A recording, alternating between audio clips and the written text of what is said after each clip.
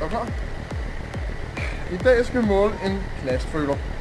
Vi starter med at sætte gyroskopet med målepindene i kanal A og åbner vores gyroskop.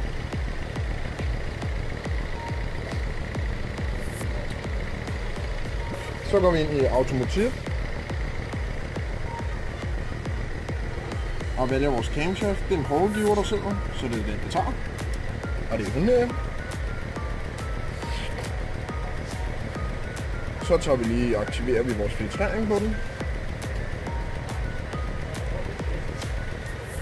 Herover der sætter vi vores minuspol over på minus på batteriet. Og så skal vi måle ned i vores signal. Og vi har en indgangsspænding på 5, så over på gyroskopet, så skal vi have et firkantet signal frem. Så har jeg min marker her, Grimme-Jeppe. Hvis han lige vil give mig være sød og gå ind og starte bilen. Og vi har selvfølgelig sat en udsugning på. Så vi starter bilen. Så vil vi få vores kollega til at gå til bilen. Og så er klar til at afskifte. Så måler vi ned på vores signal, som er bruger. Det har vi selv fået ledningsskæber.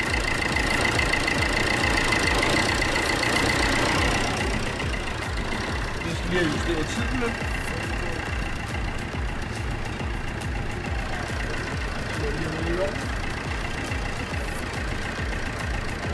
Ja, her slår vi til pauseringer.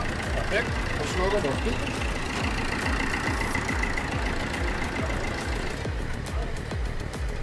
Så kan vi se, at vi har vores firkantssignal her.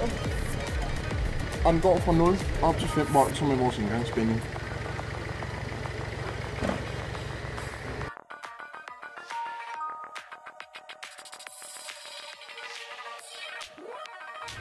Goddag og velkommen til Pølles Køkken. Ja, i dag skal vi måle en knastføler. På denne bil sidder der en all-giver, som...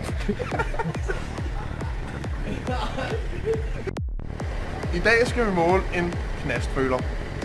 Vi starter med at sætte gyroskopet til i kanal A. Det sagde hun også i går. Jeg er helt blæst! Det skal ikke være flere.